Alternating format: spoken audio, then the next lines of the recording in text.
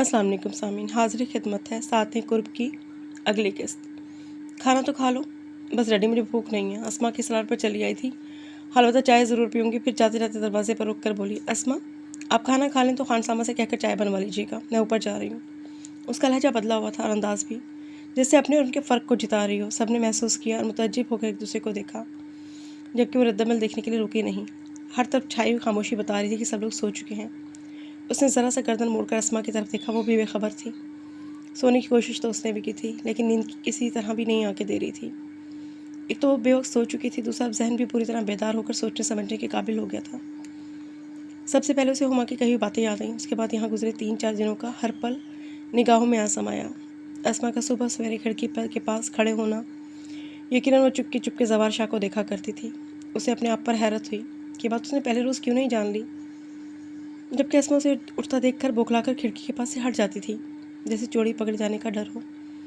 फिर वक्तन फ़वक्तन हुमा की कही गई बातें उसके चुपते हुए लहजे के अंदरूनी खदशात का अक्स था। अगर वो महसूस करती तो साफ देख सकती थी। मैंने तुम्हें ज़वार शाह के साथ देखा है, हुमा ने कहा। और अगर तुम्हें बाहर के मंजर से लुत्फ़अंदोज़ होना है तो आगे ज़वार शाह के साथ जाकर बैठो। ज़वार शाह ने तुम्हें अकेला छोड़ दिया? हुमा के तंज में डूबी आवाज़, मेरे खुदा। उसने दोनों हाथों से सर थाम लिया। अनजाने में मैंने अपने आप को कितना गिरा लिया। सब लड़कियां शुरू से मेरे मुतालिक किस्म किस्म की बातें करती रही होंगी। और ज़वार शाह, होंठों ने उसके नाम को क्या छुआ, आंखों में ढेरों सारा पानी जमा होकर किनारों से बहने निकला। बिलाशुबा वो चाहे जाने के काबिल, लेकिन रोज़ अगर मुझे मालूम हो जाता कि वो किसी और की अमानत है तो मैं अपने जज्बों को कभी भी बेलगाम ना छोड़ती।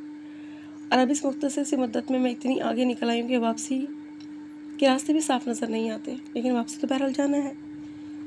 हुमा दिल शाह वो दिल ही दिल में हुमा को मुखातिब करके कहने लगी, तुम इत्मीनान रखो, इस हवेली में दूसरी बार वही कहानी जन्म नहीं लेगी। मैं अपनी मोहब्बत दिल में कहीं दफन करके ज़वार शाह को इसी रास्ते पर चलने पर मजबूर कर दूंगी जो आगा जी ने उसके लिए मुंतखब किया है, और जिसके इख्तिताम पर अस्मा ने अपनी खामोश चाहतों का ताजमहल तैयार कर रखा है। सुबह अस्मा ने उसे नमाज के लिए उठाया, लेकिन करवट बदल कर दोबारा सो गई। और जब उठी तो काफ़ी दिन चढ़ाया था। उसने वॉल क्लॉक पर नज़र डाली, 10 बज चुके थे। फिर भी उसने उठने में जल्दी नहीं की। इत्मीनान से उठी, कपड़े लेकर वॉशरूम में चली गई। नहाने के बाद उसने गीले बालों को ब्रश करती हुई नीचे लाउंज में ही आना मुनासिब समझा। हल्के हल्के गुनगुना भी रही थी, बिल्कुल वही अंदाज जो उसका अपने घर में हुआ करता था। सब लड़कियां हॉल कमरे में मौजूद थीं। उसे देखकर जिस तरह खामोशी छाई, उसे वो समझ गई थी कि वो सब क्या बातें कर रही होंगी। कराची से फ़ोन तो नहीं आया? वो इन सब के दरमियान बैठते हुए पूछने लगी। नहीं। और ये आज तुम इतनी देर तक क्यों सोती रही? मैं इसे वो सोकर उठती हूँ, सिर्फ 3 दिन मुरव्वत में जल्दी उठी थी। वो हंसी। ज़वार शाह कई बार तुम्हारा पूछ चुका है, हुमा ने कहा तो उसके अंदर टूट फूट होने लगी, लेकिन फिर फ़ौरन बैग को संभालते हुए बोली, क्यों? कह रहा था तुमसे कोई काम है। मुझसे क्या काम हो सकता है उसे? सारा नाश्ता करोगी? हुमा के मज़ीद कुछ बोलने से पहले अस्मा बोल पड़ी। उसे डर था कहीं हुमा उसके सामने कोई गलत बात ना कह दे। नहीं, अब नाश्ते का वक्त नहीं रहा, अलबत्ता चाय। फिर उठते हुए बोली, मेरा ख्याल है मैं खुद ही बना लेती हूँ। खानसामा मौजूद है किचन में, वो बना देगा। ठहरो, मैं उसे कह देती हूँ। नादिया उठकर उसके आने से पहले किचन में चली गई। वो कंधे उचकाकर दोबारा बैठ गई। उसी वक्त ज़वार शाह अंदर आया और उसे देखते हुए पूछने लगा, आज इतनी देर तक क्यों सोती रही हो? मेरे खुदा, अब एक एक को जवाब दे होना पड़ेगा। सुबह उठने को दिल नहीं चाहा सो नहीं उठी। यहाँ सब जल्दी उठते हैं। मुझ पर यहाँ के कवानीन लागू नहीं होते ज़वार शाह। क्यों? इसलिए कि मैं यहाँ नहीं रहती। आज हूँ, कल चली जाऊँगी, लेकिन हमारा इरादा तुम्हें हमेशा यहीं रखने का है। वो सबके सामने वही बात कह गया जो कल तन्हाई में उसने कही थी। अगर मैं कहूँ मेरे खातिर हमेशा यहीं रुक जाओ। उसने शुक्र किया कि कल उसने कोई जवाब नहीं दिया था, और अब वो खामोश नहीं रही। अभी मुझे ज़िंदा रहना है ज़वार शाह, और यहाँ अगर मैं 10 दिन भी रह गई तो? वो अधूरी बात छोड़कर हंस पड़ी, और कुछ देर तक उसे देखता रहा, फिर वहीं से वापस पलट गया। सारा, मैं वापस जा रही हूँ। सारा ने कहा तो उसकी तरफ मुतवज्जो हो गई। इतनी जल्दी? जल्दी कहाँ, 1 महीना हो गया मुझे यहाँ आए हुए। अम्मी का 3-4 बार बुलावा आ चुका है। आज तो उन्होंने भाई को भी भेज दिया। सुनो, मैं भी तुम्हारे साथ चलती हूँ, फूफो जी से मिल लूँगी। बल्कि मेरा ख्याल है डैडी को भी चलना चाहिए। मामू जी कह तो रहे थे चलने के लिए। अगर इन्होंने कहा तो ज़रूर चलेंगे। और अस्मा, आप भी चले ना? अस्मा खामोशी से उसे देखती रही। दोपहर के खाने के बाद बस फूफो के गाँव की तरफ रवाना हुए। उसने अम्मी को भी चलने पर आमादा कर लिया था। यूँ मम्मी और सहर आपी की जगह अम्मी और अस्मा थी। वहाँ का माहौल और आसपास का इलाका भी आगा जी की हवेली जैसा ही था। फूफो जी अलबत्ता ताई जी और चची जी से ज़रा मुख्तलिफ नजर आने का रोशन ख्याल भी थी। इसलिए बालकोनी या इतराफ़ में फैले खेतों की तरफ जाने को मना नहीं किया। और यहाँ क्योंकि हुमा का चुपता हुआ लहजा और तंजिया गुफ्तगू नहीं थी, इसलिए उसने बहुत फ्रैंक होकर अस्मा और सना से बातें की। सना की जवानी से मालूम हुआ कि सब आप ही उसके सबसे बड़े भाई से मंसूब हैं और सादिया मंझले भाई से, और ख़ुद सना ताया जी के मंझले बेटे से मंसूब है। इनकी सबकी शादियाँ अगले 6 महीने में मुतवक्को हैं। पता नहीं सना ने अस्मा और जवार शाह की निस्बत का जिक्र क्यों नहीं किया, क्योंकि वो जान तो चुकी थी, लेकिन चाहती थी जिस तरह औरों का जिक्र कर रही उन दोनों का भी करे। लेकिन शायद वो नादानिस्ता गरेज कर रही थी। उसके अंदर दुख और नदामत के एहसास ने घर कर लिया। फूफो के घर से आने के बाद उसने डैडी को वापसी का कहना शुरू कर दिया। अब वो मज़ीद यहाँ नहीं रुकना चाहती थी और चाहती थी जाने से पहले अपनी तरफ से सबका दिल भी साफ़ करती जाए। रात में जब वो सब आप ही के कमरे में बैठी इधर उधर की बातें कर रही थी तो अस्मा को देखकर कहने लगी, अस्मा आपका हर अंदाज हर आप ही जैसा है, वो भी अपने आप में मगन रहती हैं, 4 आदमियों में बैठ कर भी खामोश रहती हैं, बिल्कुल आपकी तरह। और पता है सब आप ही, उनके होंठों पे धीमी सी मुस्कान बड़ी भली लगती है। मुझे जब उनकी मखसूस मुस्कान देखनी होती है ना तो सिर्फ एक बंदे का नाम ले लेती हूँ। किसका? सब आप ही के साथ साथ नादिया ने भी का पूछा। आज़र भाई का। आज़र भाई उनके मंगेतर हैं, आजकल ट्रेनिंग के सिलसिले में जर्मनी गए हुए हैं। फिर एकदम अस्मा की तरफ देखते बोली, इस वक्त मेरा दिल चाह रहा है मैं अस्मा के होंठों पर भी वही मुस्कान देखूं जैसी सहर आप ही के होंठों पर सजती है, और अस्मा दिल थाम कर बैठे कि मैं जवार शाह का नाम ले रही हूँ। इस खूबसूरती से उसने बात की कि सबको हैरान कर दिया। सब उसे देखते रहे, कितनी देर तक तो कुछ बोल भी नहीं सके। अरे क्या मैंने कोई गलत बात कर दी? वो अपने लहजे में हैरत समोकर बारी बारी सबको देखने लगी। लेकिन तुम्हें किसने बताया कि अस्मा जवार शाह से मंसूब है? हुमा ने पूछा तो हंस पड़ी। ऐसी बातें ना भी बताई जाए तो जान ली जाती हैं, और मैं तो अव्वल रोज़ से ही जानती हूँ। कदर तवक्कुफ के बाद कहने लगी, गुड। जवार शाह थोड़ा ज़िद्दी ज़रूर है, लेकिन अच्छा है, आज़र भाई की तरह। अस्मा ने अपनी पेशानी घुटनों पर टिका ली। वो रो रही थी। अस्मा, मैंने तो आपके होंठों पे मुस्कान सजाने चाहिए थी, आप रो क्यों रही हैं? उसके कंधों पर हाथ रख के बोली। अस्मा मत रो, सादिया ने टोका। देखो तुम्हारे रोने से सारा कितनी अफसरदा हो रही है। अस्मा ने घुटनों से सर ऊंचा किया, उसकी तरफ देखने लगी। वो अपनी पलकें छपक छपक कर आंखों की नमी अंदर उतार रही थी। सब यही समझे कि वह अस्मा के रोने से परेशान हो रही है, जबकि उसके दिल में तूफान उठ रहे थे। सबके साथ साथ अपने आप को धोखा देना बड़ा मुश्किल था, और इस मुश्किल मरहले से गुजर रही थी। शहर के लोगों के बारे में हमारा जो तस्वुर था तुमने उसे गलत साबित किया सारा, हुमा ने कहा तो उस वजाहत तलब नज़रों की सबकी तरफ देखने लगी। हमारा ख्याल था शहर के लोग बड़े तंग दिल और मतलब परस्त होते हैं, अपने आगे किसी को नहीं गिरदानते, उनके सीनों में दिल नहीं होते। लेकिन अस्मा के साथ साथ तुम्हारी भीगती पलकें तुम्हारी नरम दिली का सबूत देती हैं। अगर बुरा ना मानो सर तो एक बात कहूँ। उसने अफसरदा से मुस्कुराहट के साथ सर हिलाया तो हुमा कहने लगी, असल में तुम्हारी जवार शाह के साथ बेतकल्लुफ़ी ने हमें गलतफहमी में मुब्तला कर दिया था। कम ऑन हुमा, वो ना सिर्फ मेरा कज़न है बल्कि अस्मा के नाते से तुम लोगों की गलतफहमी नहीं है। असल में तुम्हारा माहौल ही ऐसा है, क्योंकि हमारे यहाँ कज़न दोस्त भी होते हैं, भाई भी, और अंडरस्टैंडिंग हो जाए तो कोई नया रिश्ता भी इस्तवार हो जाता है। बहरहाल अब मज़ीद किसी गलतफहमी को जगह ना देना दिल में। वैसे भी 1-2 रोज़ में जाने वाली हूँ। मैं तुमसे शर्मिंदा हूँ। वाकई नादिम नजर आई थी। Never mind. उसका हाथ थपक कर उठ खड़ी हुई। सुबह उसका जल्दी उठने का कोई इरादा नहीं था, लेकिन खुद ब खुद आँख खुल गई। अस्मा नमाज के बाद उसकी खिड़की के पास खड़ी थी। पहले उसने सोचा करवट बदल ले, लेकिन फिर बेख्तियार उसे पुकारा। अस्मा रोज़ाना की तरह बुखला कर पीछे हटी तो वह हंस पड़ी। क्यों? चोरी छुपे क्यों देख रही हो? अगर कहो तो यहीं बुला दूँ। किसे? अस्मा ने अनजान बनने की कोशिश की। उसके होंठों पर फैली शर्मिंदगी मुस्कुराहट देखकर कहने लगी, अस्मा जवार शाह अगर इस वक्त आपको देख लेना तो दीवाना हो जाए। वो दीवाना नहीं होगा। अरे इतने यकीन से क्यों कह रही हो? वो उठ कर बैठ गई। इसलिए कि वो मेरी तरफ देखता ही नहीं है, आप जो देख लेती हैं। अच्छा छोड़ो, ये बताओ नमाज के लिए क्यों नहीं उठी? कितनी बुरी बात है, नमाज का वक्त गुजर गया और तब उठ रही हो। आई एम सॉरी, आइंदा जल्दी उठूँगी, नमाज भी पढ़ूँगी। हाँ, नमाज़ पढ़ने से दिल को सुकून मिलता है, सुकून ही तो चाहिए, उसने सोचा और बेड से उतर आई। बाथरूम जाकर हाथ मुँह धोया, फिर आकर अस्मा से कहने लगी, मैं चाय बनवा रही हूँ, सुनो जवार शाह के लिए भी चाय ले जाना। वो पलट कर बेहद खामोश नज़रों से देखने लगी। कल वो सब आप ही से तुम्हारी चाय की बहुत तारीफ़ कर रहा था। वो तारीफ़ इसलिए कर रहा होगा कि मैं बार बार उसके लिए चाय बनाऊँ। तो क्या उसे चाय नहीं दोगी? अस्मा ने मासूमियत से पूछा तो वो हंस पड़ी। आप कहती हैं तो दे दूँगी। उसके साथ ही वो कमरे से निकल गई।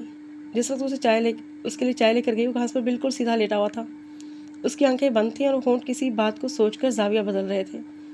वो बहुत खामोशी से उसे देखी गई, फिर अपने आप को साजिश करते हुए बहुत आहिस्ता आवाज़ में से पुकारा, जवार शाह। वो फ़ौरन आंखें खोल कर देखने लगा। उसने चाय का कप उसकी तरफ बढ़ाया। कहाँ रहने लगी? वो नज़र ही नहीं आती। वो उस रोज़ की तरह कप के साथ उसकी कलाई थाम कर बिठाते हुए बोला, यहीं तो होती हूँ, अलबत्ता पिछले 2 रोज़ पप्पू जी के पास रही। सुनो, मैं आकर जी से तुम्हारे लिए बात करने वाला हूँ। कैसी बात? वो अनजान बनी। यही कि मैं तुमसे शादी करूँगा। नहीं जवार शाह, वो फ़ौरन बोल पड़ी। क्यों? वो जवाब देने के बजाय दूसरी तरफ देखने लगी। जानती थी कि उसका कोई उज़र कबूल नहीं करेगा। सारा बताओ ना, तुम मुझे आगा वजी से बात करने से क्यों रोक रही हो? मुझे अभी शादी नहीं करनी, वो बेजारी से बोली। लेकिन मुझे तो करनी है, तो तुम कर लो। क्या मतलब? देखो ज़वार शाह उसे समझाते हुए बोली, अभी हमसे बड़े मौजूद हैं, पहले उनकी शादियाँ होने दो, जब हमारी बात आएगी तब ऐसी को बात छेड़ना। वो चाहती तो अभी दो टोक बात करके उसे मना कर सकती थी, लेकिन जानती थी कि वो एक हंगामा खड़ा कर देगा।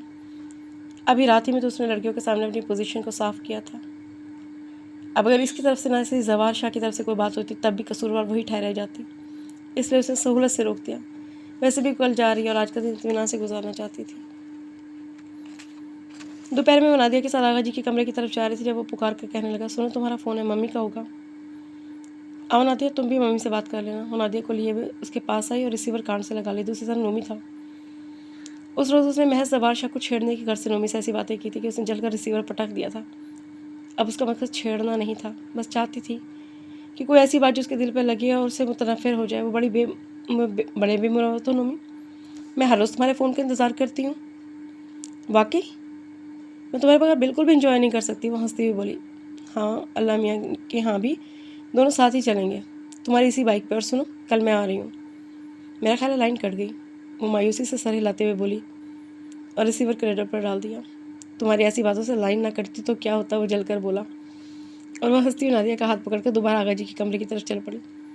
अगले दिन जब वो जाने की तैयारी करती तो सबने उसे गिफ्ट दिए। बीबी जान, ताई जान, चची ने, मम्मी ने और सहर आपी के लिए भी सूट। सब चीज़ों को सूटकेस में बंद करके उसने डैडी का बैग भी चेक किया और भी कमरे से निकलने को थी कि वो आ गया।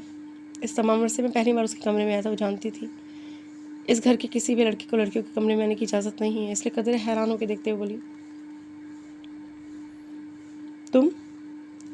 तुम जा रही हो? जाहिर है मैं जाने के लिए ही आई थी। उसने हत्ता लमकान लहजे को नॉर्मल रखने की कोशिश करते हुए जवाब दिया। फिर कब आओगी? वही गिरफ्त में लेने वाला अंदाज। कुछ कह नहीं सकती। फ़ोन करोगी? उसने यूं ही सर हिला दिया। मैं रोज़ाना तुम्हें फ़ोन करूँगा और सुनो, जब मौका मिले मेरे पास आओगे। उसकी खामोशी से देखने पर बोला, इंतज़ार करोगी? ज़वार शाह होंठों ने बेआवाज़ जुम्बिश की और उसने उसकी तरफ से मुंह मोड़ लिया। सारा, मैं तुम्हें बहुत मिस करूँगा। उसके बेहद करीब खड़ा था। उसे अपना दिल ठहरता सा लगा। आंखों के सामने धुंध छाने लगी। वो उसके करीब से निकलकर कमरे से बाहर निकल गई। सबसे मिलकर वो डैडी के साथ गाड़ी में बैठी तो बहुत आज़रदा हो रही थी। ये इत्मीनान तो था कि सबकी शक व शुबहात दूर करके इनके दिलों में घर करके जा रही है, लेकिन खुद अपने दिल की नाव को जिस बीच भंवर में फंसा कर जा रही थी उससे वो खासी शिकस्ता हो रही थी। तो सारा बीबी ज़िंदगी में ये मकाम भी आना था। उसने सीट की पुश से टेक लगाई। उसका ख्याल था बहुत जल्द ज़िंदगी पहले हमारे मामूल पर आ जाएगी और वो सारा तजम्मुल शाह हर बात में तफरी का पहलू तलाश करके इंजॉय करेगी। लेकिन कितने बहुत सारे दिन गुजर गए, उसकी हर शऊरी और लाशऊरी कोशिश नाकाम हो गई। यूँ लगा जैसे वो अपना सब कुछ हार आई हो। दिन भर उसके ख्याल से बचने की खातिर वो अपने आप को मुख्तलिफ कामों में लगाए रखती, लेकिन एक मखसूस वक्त पर फ़ोन की बैल बजती और उसकी सारी मेहनत रायगा जाती। शुरू के चंद दिनों में से गौर नहीं किया था कि ज़वार शाह ठीक 8 बजे से फ़ोन करता है, इसलिए कई बार उसने खुद रिसीव किया। अब जबकि जान गई थी तो उसे फ़ोन उठाना छोड़ दिया था, लेकिन मखसूस वक्त पर चौंकती ज़रूर थी। कितनी बार सहारा पीना कर उसे कहा कि ज़वार शाह तुमसे बात करना चाहता है और उसने हर बार कहना दिया, वो कह दो कि मैं घर पर नहीं हूँ। आखिर उस सहारा पी ने उसका घिराव कर लिया। मुझे बताओ क्या बात है? वो उनकी गोद में सर रख कर रो पड़ी। अरे! सहारा पी परेशान हो गई और बड़ी मुश्किल से उसे चुप कराया। जब से तुम आगा जी के घर से आई हो मैं तुम्हें परेशान और अपने आप से उलझते हुए देखती हूँ। अगर कोई बात है तो मुझे बताओ। ये ज़वार शाह का क्या मामला है? सहारा पी, मुझसे अनजाने में बड़ी भूल हो गई। फिर उसने सारी बात उन्हें कह सुनाई। उनकी सारी बातें सुनकर सहारा पी कितनी देर तक चुपचाप बैठी रही। आप बताइए मैं क्या करूं? मैं तो यही कहूँगी जो हो उसे भूल जाओ। भूलना ही तो चाहती हूँ, लेकिन ज़वार शाह हर रोज़ फ़ोन करके मेरी कोशिश को नाकाम बना देता है। तुम इसे सख्ती से मना कर दो कि तुमसे कोई राब्ता ना रखे। ऐसा करूँगी तो इल्ज़ाम मुझे देगा कि मैंने धोखा दिया है। देखो सारा, तुम्हारे पास 2 रास्ते हैं। सहारा पी उसका हाथ थाम कर कहने लगी। एक तो ये कि तुम इस इल्ज़ाम को चुपचाप तनहा सह लो, फिर दूसरी सूरत में हम सब लपेट में आ जाएंगे। उसने वजाहत तलब नज़रों से देखा तो सहारा पी कहने लगी, अगर तुमने ज़वार शाह की हौसला अफजाई की तो यकीनन तुम्हारे लिए हवेली में सबसे लड़ पड़ेगा। फिर हुमा ने जो बातें की थी सब सच हो जाएंगी। क्या तुम ये चाहोगी कि तुम्हारे साथ साथ मम्मी को भी इल्ज़ाम दिया जाए? यही तो मैं नहीं चाहती। तो फिर से रोक दो, यहीं रोक दो, कह दो कि तुम उसके साथ एडजस्ट नहीं कर सकोगी। लेकिन आप ही, मैं अपने दिल का क्या करूँ, सब ठीक हो जाएगा। और दिल का क्या है, ये तो चाँद की तमन्ना भी करता है। तो क्या हम चाँद तोड़ लाते हैं? नहीं ना। तो मेरी जान, जिस तरह